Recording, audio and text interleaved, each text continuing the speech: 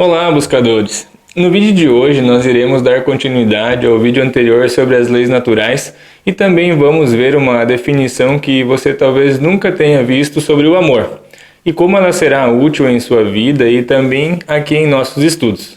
Além disso, nós também iremos ver outras leis naturais que irão lhe ajudar nesta incrível busca pelo entendimento de quais são e como funcionam os princípios e os padrões originais do universo. Fique aqui comigo que hoje tem outra grande indicação de leitura para complementar ainda mais essa temática. Reforçando o que vimos no vídeo passado então, você verá como é surpreendente o resultado prático que você terá quando agir com a consciência de que essas leis naturais existem e que não falham. E gostaria de reforçar também que este assunto é bastante vasto e hoje iremos abordá-lo de uma maneira um tanto quanto introdutória, visto ser um tema bastante complexo e muito provavelmente inesgotável, além de que ainda é pouco explorado. Vamos lá então? A Lei da Unidade. Essa lei está relacionada com a rede universal invisível. Segundo ela, tudo o que existe está interligado de alguma maneira, desde o macrocosmo até o microcosmo. De uma maneira muito simplista, cada massa e energia que existe está conectada de alguma forma, ou seja, expressivamente tudo. Todas as vibrações regem a outros elementos que invariavelmente afetarão todos os demais. É como se o universo fosse uma grande cadeia em que cada elo é importante e nada pode se desconectar. Por isso, tudo aquilo que você faz, pensa ou deixa de fazer, sozinho ou acompanhado, irá se manifestar nessa imensa rede. Você se lembra do efeito borboleta que eu comentei anteriormente? Pois é. Cada movimento que você empreende gerará uma espécie de onda que provocará certo tipo de vibração. Disso nós não temos como escapar. Por essa razão, cada ação ou omissão afetará de algum modo e com alguma intensidade toda a conectividade que existe no cosmos. Em outro vídeo nós veremos os órgãos do nosso corpo que funcionam como emissores e como receptores dessas ondas. Eu já posso adiantar que é outro conhecimento fantástico. Quando se compreende este padrão e lei, fica mais fácil perceber e trabalhar sobre a seguinte lei, que é a lei da causa e efeito. Essa lei é mais conhecida. Provavelmente você já ouviu aquele ditado que diz tudo que vai volta. Pode até parecer frase de bar ou um dialeto popular, mas existe uma sabedoria imensa nessas curtas palavras e se você levar ao pé da letra, perceberá os resultados de forma surpreendente e às vezes até instantaneamente. Acreditar que as coisas acontecem por acaso é um terrível engano. Você verá com o tempo e com os estudos que nada ocorre ao azar e nada é coincidência. Absolutamente tudo é resultado de um fato anterior. Outra lei da física pode explicar esta lei. Você se lembra das aulas de física na escola em que nos ensinavam que a toda ação há sempre uma reação oposta e de igual intensidade, em que as ações mútuas de dois corpos, um sobre o outro, são sempre iguais e dirigidas em sentidos opostos? Pois é, essa é a terceira lei de Newton. Ainda que Newton tenha dissertado sobre os corpos, nós veremos no decorrer das pesquisas que essas reações também são frutos de inércias e de pensamentos. Afinal, tudo surgiu primeiro na mente de alguém antes de se materializar. Bacana, certo? Agora que você sabe que tudo está interligado de certa maneira, eu proponho que você reflita como se torna óbvio o retorno sobre um movimento anterior. Faça um exercício de visualização. Imagine que você esteja em uma sala fechada jogando squash. Visualiza nessa sala fechada onde você bate com uma raquete em uma bola. Ela rebate na parede e retorna a você ou ao outro jogador. Imagine também que a cada movimento a bolinha volta a um dos jogadores e dependendo da intensidade empreendida, essa bolinha retornará com mais ou com menos força. De qualquer forma, ela sempre rebotará. Esse exercício serve também para entender que com essa lei de causa e efeito, aquilo que antecede um acontecimento na sua vida está poderosamente afetada por equilíbrios ou por desequilíbrios que outras pessoas ou que você mesmo gerou anteriormente. Portanto, se você quiser obter bons resultados e ter sorte, primeiro precisa se atentar em gerar algum tipo de positividade nessa rede. Se algo ruim aconteceu com você ou pensa ter tido azar, é muito provável que foi você mesmo quem causou algum desequilíbrio no sistema universal anteriormente. Inclusive, tem uma frase que eu gosto muito e que retrata bem essa ideia da causa e efeito. Você é livre para fazer suas escolhas, mas é prisioneiro das consequências. Sabendo disso, podemos passar para a seguinte lei, que é uma das minhas preferidas, e é a lei do amor. Depois de tantos anos pesquisando, eu cheguei à conclusão de que amor, vida e Deus têm sido três dos conceitos mais distorcidos da história da humanidade. São inúmeras as definições dadas a essas três pequenas palavras. A grande questão é que elas possuem um significado que vai muito além da compreensão humana. Elas parecem simples de compreender, mas a profundidade e a amplitude de suas essências extrapolam facilmente nossa atual percepção das coisas como humanidade. Especificamente sobre o conceito do amor, você verá que é extremamente difícil encontrar palavras que consigam definir com precisão o que essas 4 letrinhas significam. Eu me lembro quando eu era adolescente de ter escutado o Cid Moreira recitando uma passagem da Bíblia com aquela voz linda que ele tem. Isso ficou marcado na minha mente e aquela parte dizia assim: permaneçam a fé, a esperança e o amor, e destes três, o maior é o amor. Só que eu nunca entendi bem o que ele queria dizer com o amor. Só consegui me aproximar de uma definição quando de fato passei a pesquisar fortemente. Nós geralmente pensamos que amar somente tem a ver com o amor de mãe e filho ou com o amor de namorados. Eu passei a pesquisar mais então para poder definir o conceito do que é o amor e descobri que existe basicamente 3 dimensões que podemos defini-lo: um terrestre, um científico e um universal. O terrestre. Geralmente nós tendemos a definir o amor como um sentimento e como uma emoção, por exemplo. Quando há um encontro íntimo entre duas pessoas, um sentimento entre pais e filhos ou entre pessoas que se estimam, geralmente nesses casos nós costumamos dizer que faz ou que existe amor. Só que essa é uma definição muito básica e terrenal. Inclusive, eu me atreveria a dizer que essa é uma astuta forma de deturpar a verdadeira essência do termo. Científico. Já no campo científico, é possível encontrar uma definição de que o amor está relacionado com a química e a biologia, uma vez que no corpo humano se ativam vários hormônios e ocorre a liberação de várias substâncias que geram efeitos quando sentimos que estamos amando algo ou alguém. Ao amar, os corpos reagem fortemente aos estímulos e os órgãos trabalham fortemente à raiz dessas emoções e dos sentimentos causados. E agora, o ponto-chave que eu gostaria que você se atentasse fortemente, pois para mim é o mais importante de todos: o amor como uma dessas leis naturais. Universal.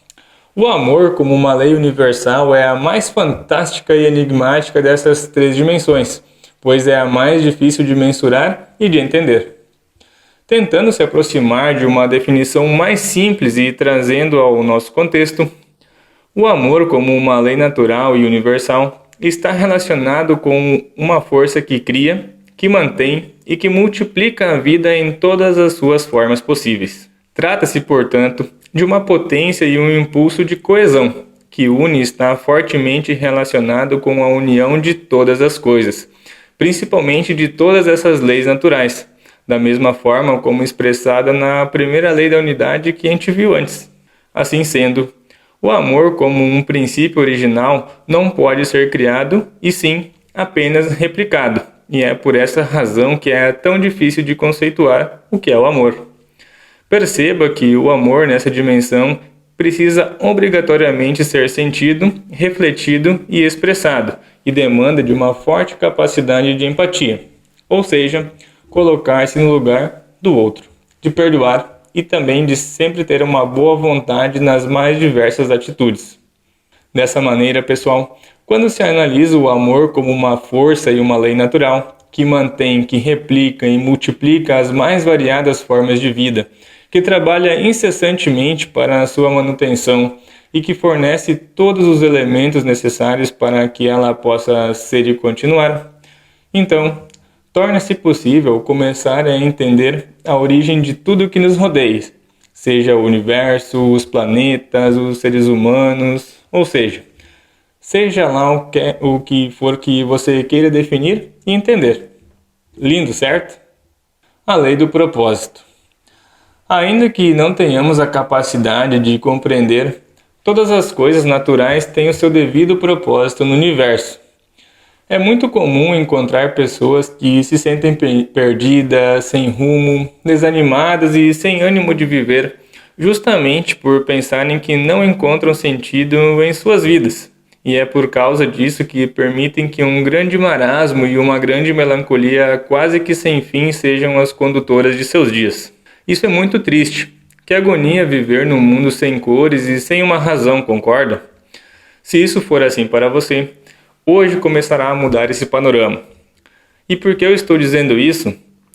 Porque quando se descobre que toda e qualquer matéria tem uma função especificamente desenhada, tudo muda. E é aí que surge outra tônica que se torna possível para trocar o filtro de observação e das percepções sobre tudo aquilo que nos rodeia. Você se lembra daquele vídeo sobre as percepções? Pois então, um pessimista poderia dizer que não vê fundamento na existência de uma abelha, por exemplo. Mas veja só que coisa interessante. Esses pequenos insetos servem como uma importante ferramenta de biodiversidade no ecossistema. Elas auxiliam na regeneração das florestas e na polinização das plantas, afetando com isso a produção dos alimentos que são servidos à nossa mesa. E eu poderia tecer aqui vários outros exemplos sobre a existência de um propósito em todas as coisas, mas por hora eu gostaria que você tivesse em mente que, ao se negar este fato, automaticamente você está colocando uma barreira no caminho de busca e do descobrimento. Por isso, tenha gravado em seu coração. Tudo tem um propósito e uma razão, ainda que não sejamos capazes de entender agora. Tome nota também do seguinte, é muito importante. O propósito é um impulso de criatividade por trás de toda a existência. Para que possa haver uma evolução coerente e benéfica das coisas e dos elementos, é preciso que haja antes uma razão de ser de todo o sistema e destes elementos. Mais adiante eu irei gravar um vídeo específico sobre o sentido da vida, mas por agora, de uma forma bem simples, eu gostaria de dar uma pequena pincelada sobre isso. Reflita aqui comigo. Se você pôde entender que os desígnios e as finalidades são leis naturais, e você conseguiu perceber que todas as coisas inanimadas detêm de uma importantíssima razão de ser e estar para colaborar dentro desse sistema universal, o que falar então sobre uma criatura que é capaz de pensar, que pode tomar decisões, agir com discricionariedade, aprender, raciocinar e realizar coisas grandiosas, ou seja, você? Isso é um tema muito batido, mas eu gostaria de reforçar, sobre outra ótica, que você e todas as demais pessoas possuem uma essência incrível e inimaginável dentro de si. O problema é que ainda nós não descobrimos ou não aceitamos isso. Com o avançar das nossas pesquisas por aqui, você verá que nós somos herdeiros de uma incomensurável potência, que estamos dotados de uma grande capacidade fabulosa de criatividade e possuímos uma grandíssima importância cósmica. É uma verdadeira lástima que nós não temos consciência disso e que constantemente o sistema trabalha para nos fazer crer que somos insignificantes. Infelizmente, existem pessoas que pensam assim, e está tudo bem. Eu já adianto que por aqui nós iremos trabalhar com uma ideia completamente oposta. Para resolver essa dúvida, o primeiro passo é ter a certeza de que nós possuímos um grande propósito de existência, e isso nós vamos descobrir juntos nos próximos vídeos. Para isso, é imprescindível que você continue pesquisando sobre essas leis naturais. É um exercício maravilhoso que irá lhe ajudar a resolver seus problemas. E como bônus, nós vamos dar agora uma pincelada sobre outras duas leis importantíssimas. A lei da cooperação e a lei da harmonia. De uma forma bem básica mesmo, analise como todas as coisas naturais estão concebidas de uma maneira que cooperam harmonicamente para que essa lei do amor possa se solidificar. Seja uma planta frutífera, o movimento dos astros ou o processo digestório que acontece dentro do seu corpo, todas as coisas funcionam de uma forma cooperada e principalmente harmônica, com a finalidade de que a vida seja capaz de se desenvolver, de se manter e de se multiplicar. Você já havia pensado nisso tudo? Conte-me aqui nos comentários. É triste ver como nós somos instigados a competir cada vez mais em vez de cooperar. Como disse Pietro Baldi, o próximo grande salto evolutivo da humanidade será a descoberta de que cooperar é melhor do que competir. Portanto, pessoal, a cooperação e a harmonia são dois princípios originais fundamentais para que todo o sistema universal funcione. Reflita como existe, assim, essa força de coesão entre todos os elementos que permite a manutenção da vida. Você já imaginou que coisa curiosa seria se não houvesse uma ordem que trouxesse a luz do dia e a escuridão da noite a cada 24 horas? Seria uma confusão danada, certo? E bom, antes de terminar, eu gostaria de fazer nossa costumeira indicação de leitura. Trata-se do livro chamado As 7 Leis Espirituais do Sucesso, de Deepak Chopra. Sendo muito sincero, eu não concordo com tudo que o autor apresenta neste livro, mas sem dúvidas é uma grande leitura e vai lhe ajudar a entender um pouco mais sobre essas ideias que estamos tratando por aqui. Vou deixar o link na descrição. E se possível, fica também um convite para que você deixe o seu like e se inscreva aqui no canal para que não perca nenhum dos novos conteúdos.